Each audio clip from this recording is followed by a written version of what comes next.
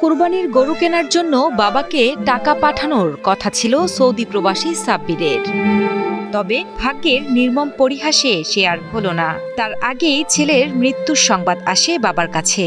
আমার বলে আব্বা কুরবানির আপনি সবকিছু রেডি করেন, আমি আগামীকালকে ডিউটি থেকে আইসা বিকাশে আমরা টাকা ভাড়িয়ে দেবো, আমি কুরবানির চিন্তা করেন না, আপনি কুরবানি রেডি করেন। শুধু সাব্বিরই না, একই সাথে মৃত্যু হয় একই উপজেলার রিফাত ও পাশের উপজেলার সবুজের। তাদের মধ্যে ঈদের পরেই দেশে আসার কথা ছিল রিফাতের। আমার শেষ কথাটা উত্তর দিছে, আব্বা বাইতাম, আমি বাইতায়া এরপরে গেলে এরপরে দোয়ানো ঢুকবো, আব্বা আমি বাইতাম কয়দিন, আমি দোয়ানো ঢুকলে আমার 2 বছরের আগে আব্বা ছুটি দিব না। গত 13 জুন কর্মস্থল থেকে ফেরার পথে সৌদি আরবের আল আফিফ শহরে সড়ক দুর্ঘটনায় মৃত্যু হয় এই 3 প্রবাসী যুবকের। সন্তানদের হারিয়ে 3 প্রবাসীর বাড়িতেই বইছে শোকের মাতম। দুনিয়াতে গেলে বিকাল 4টা বাজে আমার কাছে নিউজ আসছিল দুনিয়া থেকে অ্যাক্সিডেন্টে চলে গেছে। নিহতরা হলেন চাঁদপুর হাইমছর উপজেলার কমলাপুর গ্রামের দেলোয়ার হোসেনের ছেলে মোহাম্মদ মোস্তফা গাজী রিফাত এবং একই উপজেলার চরভাঙ্গা গ্রামের ইসমাইল সোয়ালের ছেলে সাব্বির ও ফরিদগঞ্জ উপজেলার পশ্চিম বিশকাটালি এলাকার জামাল চৌকিদারের ছেলে সবুজ চৌকিদার।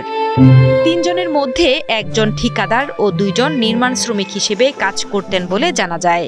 আমার বাবারে দাও তোমরা গো। আমার বাবা এই কাজ পুরা কাজ জানে, বিল্ডিং এর প্লাস্টারের কাম পুরা কাজ জানে। আমার বাবারে কইছি, বাবা তুই দোয়ানো যা, দোয়ানো ডিউটি কর, আমি দোয়ানো তোরে লাগিয়ে দেই।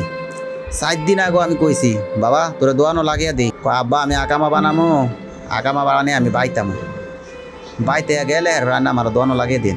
যাওয়ার পথে গাড়ি অ্যাক্সিডেন্ট করে দুনিয়া সাইডে চলে গেছে। আমার সাথে আছে আমার এক বাইরের ছেলে, আরও আছে গাড়ির ড্রাইভার, এমনকি ঠিকাদার। মোট 3 জন, 3 জনই আমার একবারই কাছের মানুষ। নিহত রিফাত 4.5 বছর যাবৎ প্রবাসী থাকতেন, আর 3 বছর আগে প্রবাসে পাড়ি জমিয়েছিলেন সাব্বির। দীর্ঘ 18 বছর সৌদিতে থাকতেন সবুজ। মাত্র 10-12 দিন আগেই স্ত্রী সন্তানদের নিজের কাছে নিয়ে গিয়েছিলেন তিনি। তবে বেশি দিন আর স্ত্রী সন্তানের সাথে একসাথে থাকার সুযোগ হলো না হতভাগা সবুজের। আমার ছেলে তো আজ 18 বছর ধরে বিদেশ করে, পুরো আজকে 8-10 দিন ধরে বউ গেছে, আবার রিটার্ন নিয়ে গেছে। এখানে 2টা নাতিন আছে, ধরে কন্যা সন্তান আর কি। এদিকে প্রবাসী সন্তানদের মরদেহ দেশে ফিরিয়ে আনতে সরকারের সহযোগিতা চেয়েছেন নিহত 3 যুবকের পরিবার ও এলাকাবাসী। সরকারের কাছে চাই আমার ছেলেরে দ্রুত আমার কোলে একটু আইনা দিতে, আমি একটু চাইতাম, আমি আর কিছু চাই না। প্রধানমন্ত্রীর কাছে আকুল আবেদন, পররাষ্ট্রমন্ত্রীর কাছে আকুল আবেদন রাখলাম, আমাদের ডাক্তার দুমনির কাছেও আকুল আবেদন, আমার সন্তান আমার বুকে একটু ফিরিয়ে দেন।